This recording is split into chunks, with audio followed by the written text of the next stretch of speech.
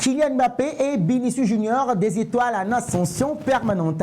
Bonsoir à tous et merci de nous suivre pour l'actualité madrilène de ce lundi 30 décembre 2024. Nous l'ouvrons avec ce qui pourrait être la mascotte idéale pour la Casablanca. De nombreux clubs dans le monde du football disposent d'une mascotte. Cependant, le Real Madrid fait partie des rares équipes à ne jamais avoir adopté cette figure emblématique. Selon l'intelligence artificielle l'IA, un oiseau royal de couleur blanche et dorée serait la mascotte idéale pour le club madrilène. Cette image, partagée par le quotidien sportif espagnol AS et générée par l'intelligence artificielle, a reçu un accueil très positif parmi les supporters madridistas. Elle incarne la grandeur et la majesté du Real Madrid, considéré, vous le savez tous, comme le meilleur club du monde. Malgré cette proposition de l'IA, il semble peu probable que le Real Madrid adopte une mascotte dans un avenir proche. Selon vous, les amis, le Real Madrid doit-il opter pour cette mascotte? Partagez vos avis avec nous dans les commentaires.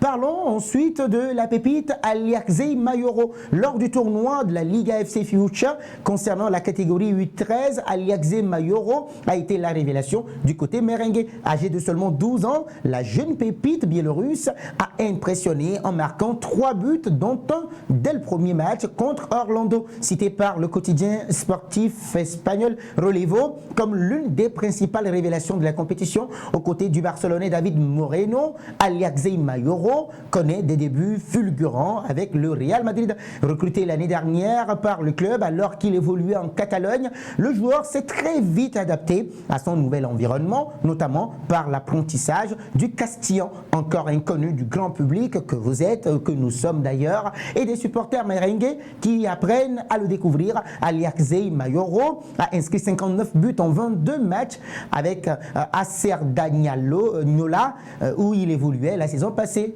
Pensez-vous qu'on entendra parler d'Aliaxei Mayoro à l'avenir? Réagissez dans les commentaires. Enchaînons avec Trent Alexander-Arnold. Le 1er janvier prochain, date d'ouverture du mercato hivernal. Trent Alexander-Arnold sera libre de négocier avec d'autres clubs étant donné que son contrat avec Liverpool se termine en juin prochain. D'après la Cadena Ser, le Real Madrid aurait déjà préparé le futur contrat du latéral anglais. Il serait d'une durée de 4 saisons. Renforcer les flancs de la défense du Real Madrid est une priorité pour le club madrilène. Et les premiers responsables comptent véritablement sur l'incorporation de Trent Alexander-Arnold l'été prochain. Alors, selon vous, Trent Alexander-Arnold devrait-il rejoindre le Real Madrid? Nous vous lisons dans les commentaires. La suite de cette édition avec David Alaba. L'Autrichien est absent du terrain depuis plus d'un an, on le sait tous. Il a été blessé début décembre de l'année dernière, 2023, et il a un processus de récupération assez complexe. Cependant, il voit déjà la lumière au bout du tunnel, étant donné qu'il a passé plusieurs semaines à s'entraîner avec le reste de ses coéquipiers. Petit à petit, il prend de l'ampleur et le club travaille sur une date pour son retour le 19 janvier. Ce jour-là, l'équipe madrilène recevra l'UD Las Palmas au Santiago Bernabéu. Eh bien, comme le rapporte Diario Marca, des voix autorisées, j'allais dire, de l'institution donnent des signes que ce sera peut-être l'affrontement dans lequel Alaba retrouvera le jeu du terrain. Eh bien oui, cela, comme habituellement dans ces cas-là, il commencera à jouer quelques minutes, mais ce sera une joie de le revoir concourir. Cela n'a pas été une année facile pour lui. Il a vécu une période plutôt difficile, mais son calvaire est sur le point de se terminer. Durant tout ce temps, il a reçu la chaleur et l'affection de l'entité madrilène qui n'a pas hésité à le soutenir. De plus, Don Florentino Pérez et ses collègues, en passant justement également par les salariés de l'institution, lui ont montré son amour. Carlo Ancelotti et son staff technique considèrent qu'il peut être un élément utile dans la dernière ligne droite de la campagne 2024-2025. Selon vous, David Alaba serait-il d'un atout majeur pour le Real Madrid ou faut-il recruter un défenseur? Forcément, partagez vos avis dans les commentaires avec nous.